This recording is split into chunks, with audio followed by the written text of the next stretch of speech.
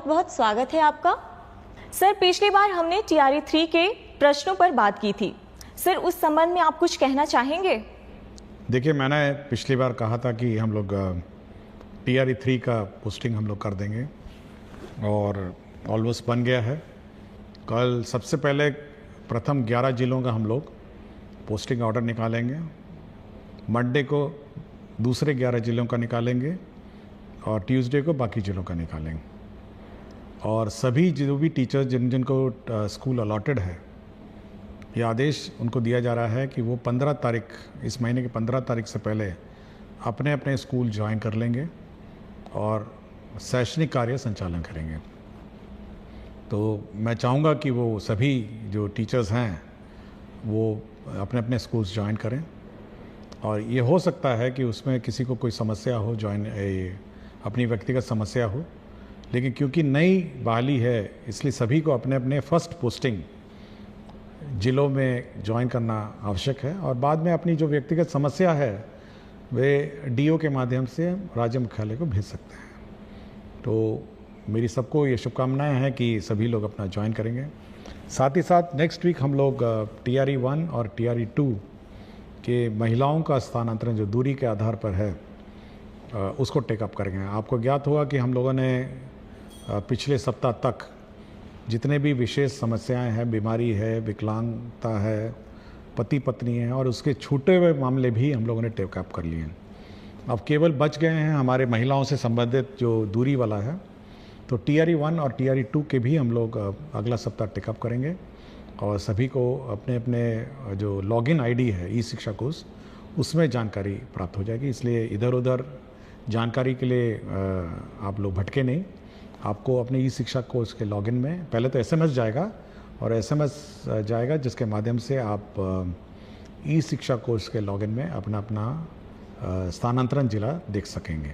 दूसरा एक मैं जानकारी ये देना चाहूँगा कि परसों मुझे एक पत्र मिला था अपने डाक में।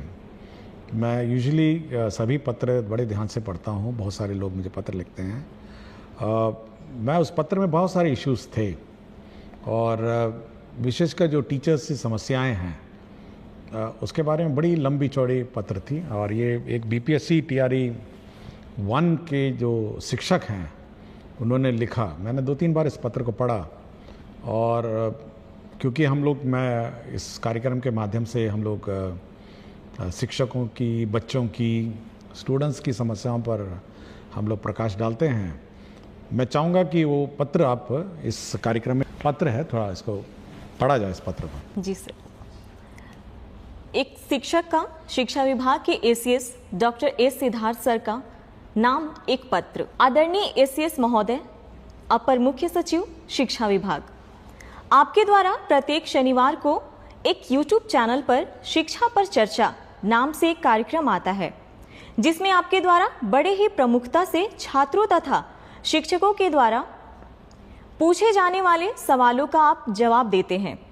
मैंने भी कई दफे उसी चैनल पर कमेंट्स में जाकर अपने प्रश्न लिखे जिसे मैं विभाग के जिले स्तर पर एक व्यापक कमी के स्तर पर देखता हूं, जिस पर मैं आपका ध्यान इस पत्र के माध्यम से आकृष्ट करना चाहता हूं, क्योंकि मेरे वे प्रश्न आज तक उस चैनल पर नहीं पूछे गए हैं। मान्यवर, आपने शिक्षा विभाग में टेक्नोलॉजी का प्रयोग कर खासकर ई-शिक्षा कोष जैसे ऐप लाकर एक क्रांतिकारी कदम उठाया है, जिसे इतिहास आपके इस अनोखे नवाचार के लिए सदैव याद रखेगा। किंतु इन सबके बावजूद कुछ ऐसी कड़ियां हैं जिन पर शायद आपकी नजर नहीं गई हैं। मैं इस पत्र के माध्यम से कुछ निम्नवत बिंदुओं के माध्यम से शिक्षकों, जिसे आप सदैव से भविष्य निर्माता जैसे शब्दों से सुशोभित करते आए हैं, के मन की वेदना को कहता हूं। हमने आपकी सदैव सुनी है, अब सुनने तथा इसके समाधान की बारी आपकी है। महाशय, आपने कुछ कर्तव्यहीन शिक्षकों को विद्यालय से बाहर रहने की गुप्त सूचना पर आपने उन पर उनके नैतिक दायित्वों का पालन सुनिश्चित करने हेतु, हाजिरी दर्ज करने हेतु ई-शिक्षा कोष जैसे ऐप लाए। आपके इस क्रांतिकारी निर्णय ने वास्तविक तौर शिक्षकों की पहुंच को विद्यालय से सुनिश्चित किया। इसके साथ ही साथ इस ऐप ने शिक्षकों का समय पर विद्यालय आना तथा समय के बाद विद्यालय से जाना सुनिश्चित किया, किंतु विभाग द्वारा जिलों को समय से शिक्षकों के वेतन तथा एरियर के भुगतान हेतु राशि भेजने के बावजूद शिक्षकों के वेतन का भुगतान समय से क्यों नहीं? शिक्षकों को समय से वेतन का भुगतान हुआ कि नहीं, इसकी निगरानी ई शिक्षा कोष ऐप से क्यों नहीं? विभागीय आदेश के बावजूद शिक्षकों के वेतन तथा बकाया राशि का भुगतान नहीं होने पर डीईओ तथा डीपीओ स्थापना का निलंबन क्यों नहीं? महाशय, आपने ई शिक्षा कोष ऐप को इतना व्यापक रूप प्रदान किया है कि जिसमें छात्र, शिक्षक तथा विद्यालय तीनों का समस्त डाटा संग्रहित है, जो शिक्षा के क्षेत्र में आपके इस क्रांतिकारी परिवर्तन का अद्वितीय पहल है। किंतु जो शिक्षक साथी मेडिकल लीव या अर्न लीव या किसी अन्य लीव जैसे मातृत्व अवकाश पर जाते हैं तो उन्हें भौतिक आवेदन डीईओ या डीपीओ कार्यालय में जाकर देना होता है। तो फिर इन आवेदनों को आवश्यक साक्ष्यों के साथ ऑनलाइन ई शिक्षा कोष ऐप पर करने की व्यवस्था क्यों नहीं? महोदय, आपके विचारों से आपकी शिक्षा के क्षेत्र में सुधार करने का जो जज्बा है, हमें उससे भरपूर मोटिवेशन मिलती है।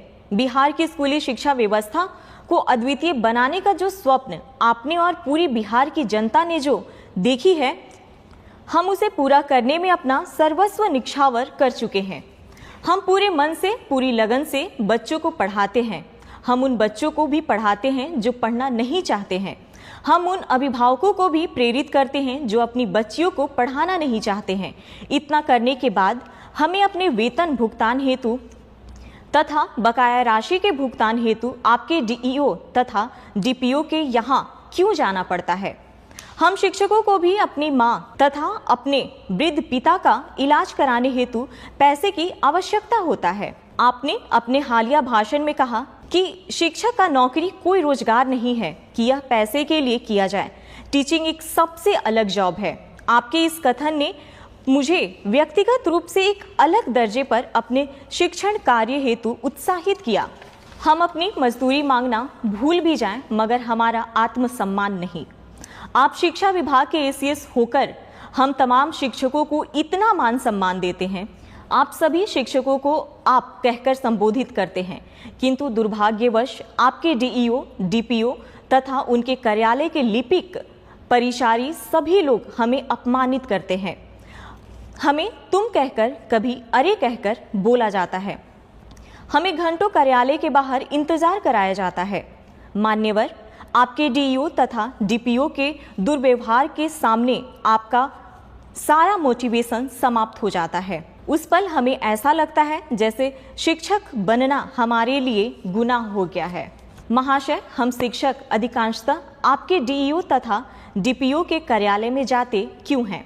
अर्न लीव के लिए, मेडिकल लीव के लिए, मातृत्व अवकाश के लिए, वेतन भुगतान या बकाया राशि भुगतान के लिए। हम कार्यालय उपरोक्त कार्यों हेतु जाते हैं, तभी हमसे चढ़ावा मांगा जाता है, हमें अपमानित किया जाता है। अगर आप उपरोक्त कार्य हेतु ई शिक्षा कोष ऐप पर भी व्यवस्था कर दे तो कुछ हद तक हम शिक्षकों की मन की वेदना को आप दूर कर सकेंगे। महाशय, जब आप आपके डीईओ, डीपीओ महीने की 1 तारीख को अपनी मजदूरी ले लेते हैं, तो आप हम शिक्षकों की मजदूरी देने में 1 से 2 महीने का विलंब क्यों? एक अभिभावक अपने बच्चों का वेतन दिए बिना अपना वेतन कैसे पा सकता है? यह नैतिक रूप से बिल्कुल गलत है।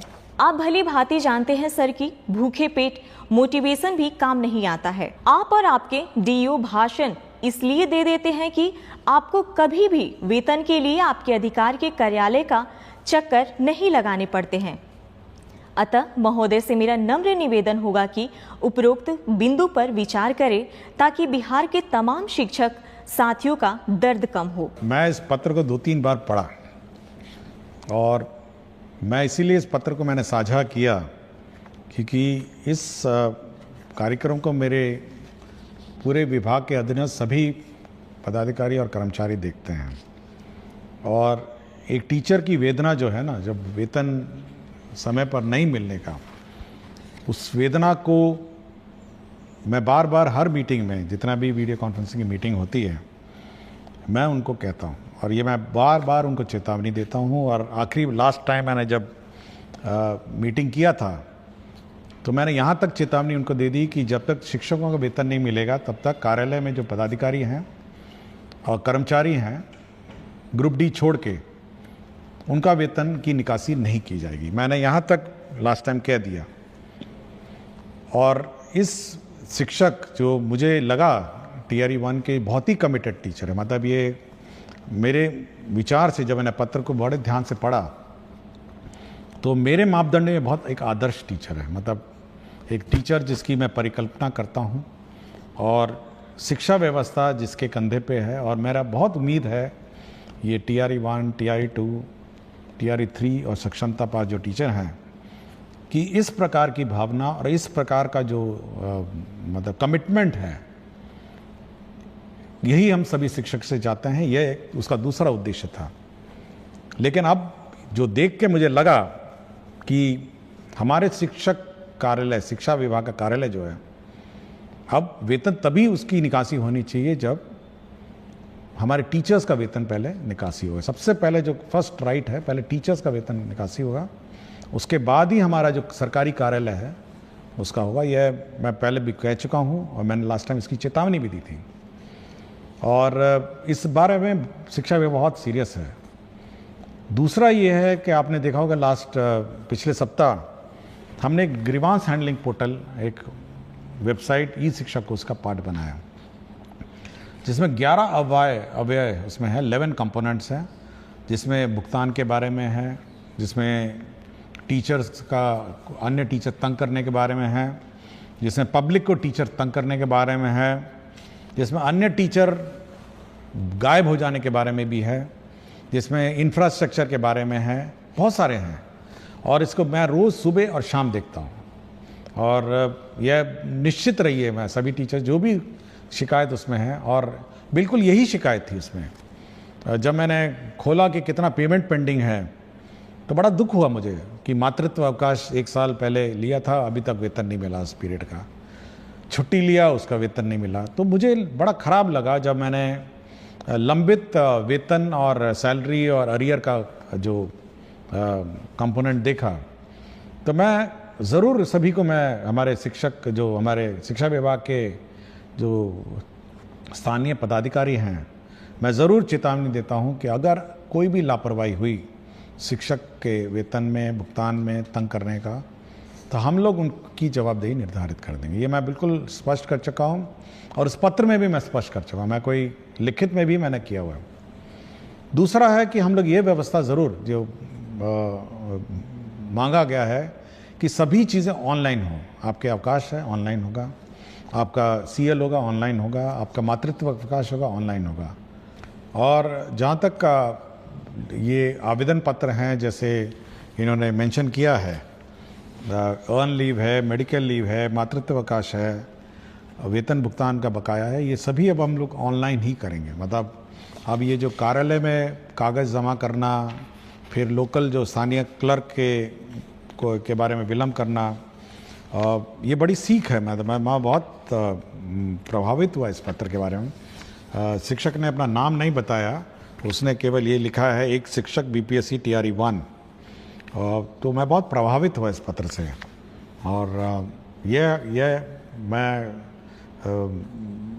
अपने ऑफिसर्स को कहूँगा कि ये सभी जो कमेंट्स और जो सुझाव दिए गए हैं तो इस पर अमल करें और यह सुनिश्चित करें कि जो टीचर्स हैं वो ज़्यादा से ज़्यादा समय अपने विद्यालय में बिताएं। और साथ ही साथ इस बार आपको याद होगा कि हम लोगों ने मध्याह्न भोजन में भी हम लोगों ने प्रधान अध्यापक को अलग करने का निर्णय लेते हुए लोगों ने पायलट प्रोजेक्ट मध्याह्न भोजन का चालू किया है। देखिए, हम लोगों का ये उद्देश्य रहा है कि जो प्रधान अध्यापक हैं उनका जो मूल कार्य है, उनका मूल कार्य स्कूल में क्या संचालन हो रहा है, टीचर्स आए हैं नहीं आए हैं, कोर्स जो है, जो सिलेबस है वो समय पे पढ़ाया जा रहा है नहीं जा रहा है, यह देखना है। साथ ही साथ बच्चों को किताबें मिल गई हैं, आपके जो रिपेयर्स हैं, छोटे मोटे रिपेयर्स हैं, नल है, बिजली का कनेक्शंस हैं, ये सब है, बहुत सारे बिल्स का भुगतान है।